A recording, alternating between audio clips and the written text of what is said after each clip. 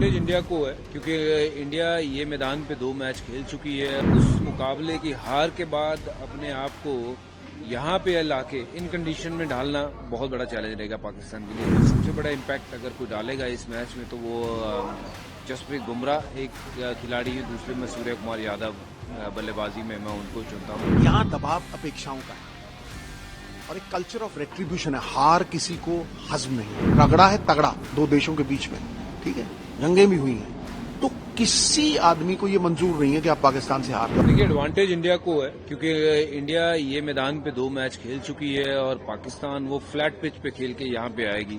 पिछला मुकाबला जरूर पाकिस्तान हारा है यूएसए के सामने और उस मुकाबले की हार के बाद अपने आप को यहाँ पे लाके इन कंडीशन में ढालना बहुत बड़ा चैलेंज रहेगा पाकिस्तान के लिए। तो एडवांटेज इंडिया के पास है और इंडिया अच्छा भी खेल रही है इस पिच के ऊपर।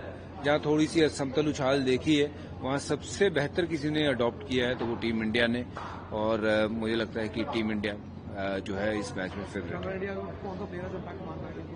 इम्पैक्ट कौन प्लेयर, मुझे लगता है कि कोई सबसे बड़ा इम्पैक्ट अगर कोई डालेगा इस मैच में तो वो जसप्रीत बुमराह एक खिलाड़ी है, दूसरे में सूर्य कुमार यादव बल्लेबाजी में मैं उनको चुनता हूं क्योंकि ये 2 खिलाड़ी अपने दिन पे मैच विनर है। ऑफकोर्स ऊपर से गेंदबाजी अच्छी हो, बल्लेबाजी में अगर नींव अच्छी बन जाए, विराट और रोहित अच्छी नींव रख दें तो फिर वारे नहीं आ रहे हैं। मुझे लगता है फिर कोई परेशानी का सबब बनेगा नहीं।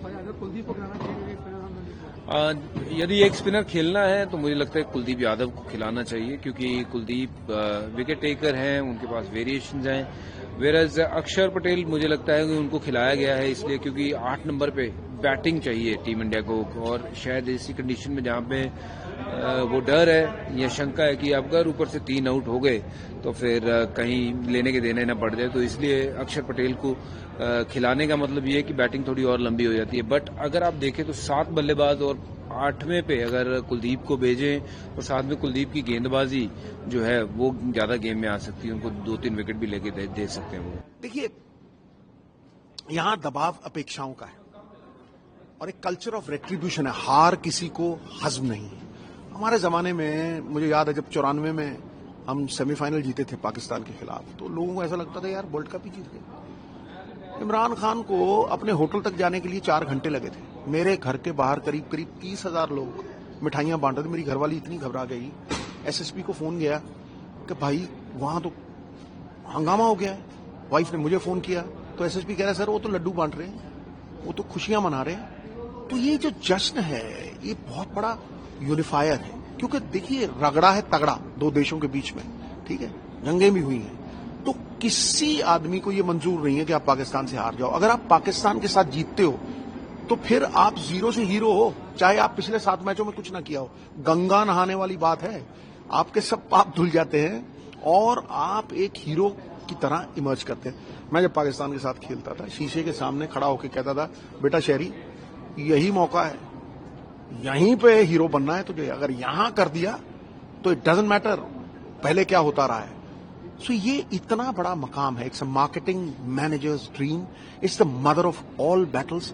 और यहां सबसे बड़ी चीज है अपेक्षाओं का दबाव। शेक्सपियर ने कहा था he is the happiest from whom no one expects, but when the Indian team walks out, सारा हिंदुस्तान जो भी बाहर सेटल्ड हिंदुस्तानी है उनकी एक ही अपेक्षा है कि पाकिस्तान को हरा दो गुरु। ये तो मतलब एक तरह का वर्ल्ड कप जीतने के बराबर ही है। एडवांटेज इंडिया क्यों? क्योंकि पाकिस्तान अगर आप पिछले मैचेस में देखें तो बड़ी करारी शिकस्त हुई है। पहले इंग्लैंड से हार लिए, फिर वार्म अप मैचेस में हार लिए और फिर यूएसए से एक टेस्ट प्लेइंग कंट्री का हार जाना, समझे नहीं, वो एक तरह का मानसिक घाव है। देखिए तलवार के घाव भर जाते हैं लेकिन मानसिक घाव जो है वो नासूर बन के खड़े रहते हैं। दैट्स नंबर 1 कि वो एक साइड इन द डिसेंट है, हार रहे हैं बहुत, फिर भी एक मर्क्यूरियल साइड है, पारा जैसे ऊपर नीचे होता है ना, ऑन द गिवन डे उनकी बॉलिंग इतनी अच्छी है दे कैन बीट एनीबडी। दूसरी तरफ India is a side in the ascendancy, चढ़त में है, भारतीय टीम चढ़त में है। क्यों? पहले मैच में यहां 182 बनाए, वो मैच जीता, फिर दूसरे मैच में दूसरी टीम को 97 पे आउट करके फिर वो बड़ा आराम से चेस कर लिया, सब फॉर्म में है। तो मुझे लगता है कि एडवांटेज है और पाकिस्तान एक पंख की चिड़िया के बराबर है क्योंकि बैटिंग उनकी नहीं चल रही। दूसरी बात, हार के आ रहे हैं और यहां की कंडीशन से वो वाकिफ नहीं है। एकदम से अडेप्टेबिलिटी करनी, अनुकूल परिस्थितियां बनानी या परिस्थितियों के अनुसार अपने आप को ढाल लेना, ये बहुत मुश्किल काम है। भारतीय टीम ढली हुई है, यहां जीत चुकी है, तो advantage India, but on the given day Pakistan can do anything. फिर भी अगर आप बाहर कहीं सुने कि क्या चल रहा है भैया, 1200 रुपए की, 1200 US डॉलर की एक पार्किंग मिल रही है, टिकट नाम की चीज ही कोई नहीं, मारा मारी है, जैम पैक्ड होगा, तिल रखने की जगह नहीं होगी। जब रामायण महाभारत आती थी ना, सड़कें खाली होती थी, कोई पलक नहीं झपकता था, समझे नहीं, सुनसान सड़कें होंगी और एक ही भारतीय मन में गीत गूंज रहा होगा, सारे जहां से अच्छा हिंदुस्तान।